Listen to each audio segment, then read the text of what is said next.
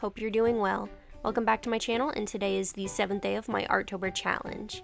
If you want to watch the previous videos, I've linked them down below and they will be in a playlist. The way this works is that I have 4 different prompt lists with which I want to work. They are Witchtober, Drawtober, Swordtober, and my own list that I've come up with. I randomize which one I work with, and then I randomize the day's prompt. And then I put forth the extra challenge to create a work with a limited palette via this set of palettes. I flip a coin, heads for set A, tails for set B, and then randomize another number to pick which palette I'm going to work with. Today I spun the wheel and it landed on Swordtober again, which hopefully I'll do better with this time around. I then randomized the day number and got day 11, which is the prompt Elegant, and I am excited to draw for this. I then flipped a coin and got heads for set A, and the random number I got was 3. I really like the blues and browns. They looked like grays on my phone when I was working on the prompt, so oops. Either way, I bet they look elegant together, so let's see what we can make. I knew I wanted the kind of poses that models make, with long lines and smooth flowing clothing and gentle hand gestures, so I went looking around for some that I liked and stumbled upon this pose, which is also where I got the idea for the dress. The sword is a thin rapier with a bunch of swirly designs that I came up with because I like swirly designs on the handguard, so hopefully that comes across as elegant. First though, I was sketching out the proportions. I started small and drew it bigger as I went so that I could hammer down the pose but also get a little bit more detail in as I went. And by the time I got to the other page, it was pretty much ready. I was actually really happy with how the sketch on the right side page turned out, but I didn't want to use the markers on this sketchbook again because the sketchbook isn't made for markers and it tends to bleed quite a bit. Not as bad as I thought it would, but it's still sort of annoying to draw around. I had a similar issue with the Amazon fine liners that I used in a previous video that you can see here bleeding through the page.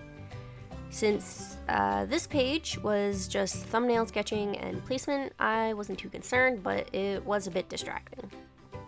I wasn't 100% sure how I was going to make her hold the sword. I thought at first about making her balance it upright with a pointed finger, like on the very bottom of the hilt, and I thought that would look really cute and dainty, but I don't know, that wasn't really holding it, and I don't know, if I'm going to draw a sword with a person, I want to draw the person actually holding the sword, unless it's in its sheath. I don't know if that makes sense to anyone.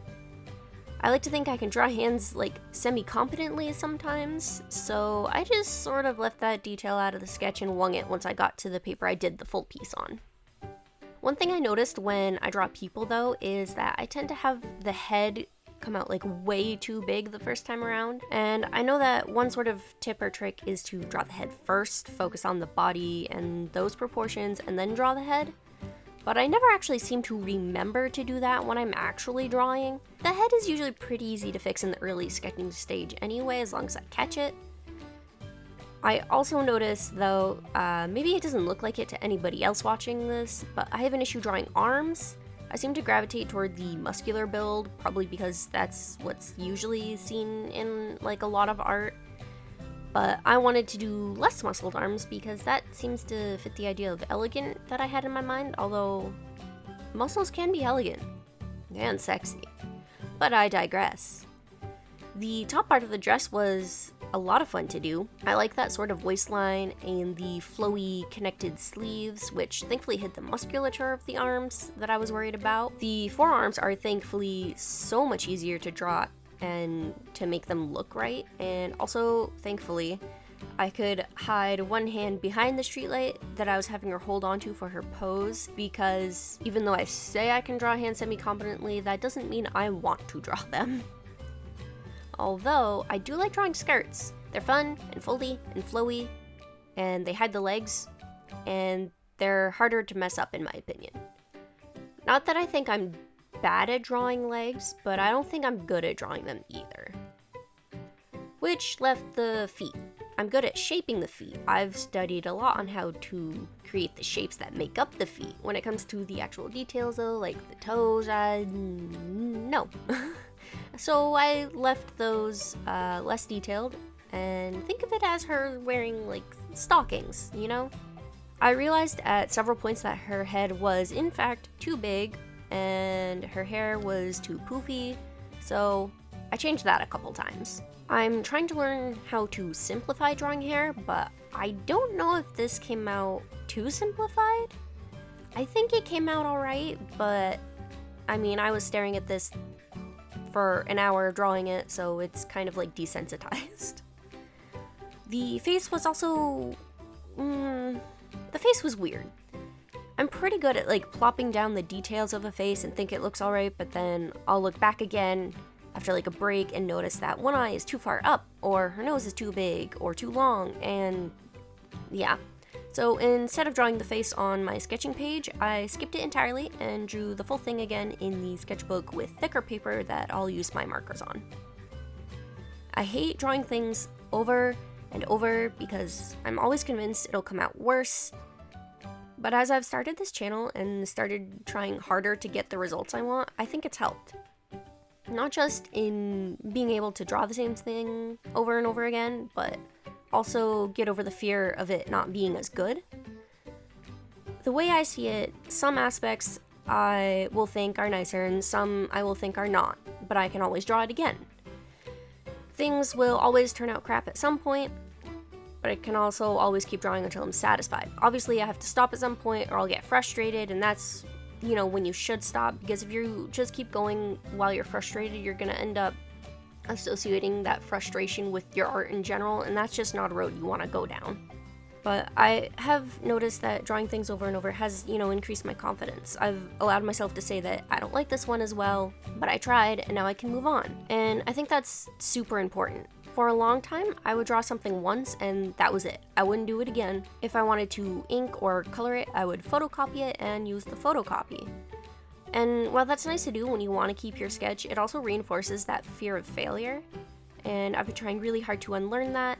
And, you know, some days are harder than others, but today was a good day, and I'll celebrate that. I may have rushed the inking a little bit, been a little shaky, but in the end, I knew I was using fairly dark colors, so I wasn't too bent out of shape about it. I was happy with the face and what details I could get with it, and the sword, in my opinion, is also really pretty. The markers I'm using are the Spectrum Noir Illustrator and the Artist Loft marker that I got in an earthy set as a gift from one of my friends. I actually don't mind Artist Loft markers. I know a lot of people really don't like them, but I think they work really well if you're careful with them. I've had these a while now though, and some of them have dried out, or the nib, I don't know how to explain this, they became fuzzy? It didn't really affect the ink, but it affected the feeling I had when I was using them, so it, you know, it felt a little weird. I haven't checked on all the markers in a while, but I probably should soon. I need one page that swatches like every single marker because my markers swatch pages are all over the place, and I have to keep flipping pages in different books to find the colors that I need. So, another idea for another time. Remind me. I realized after making her hair the light blue and the sort of light gray that I would have to make her dress the darker gray or the darker blue.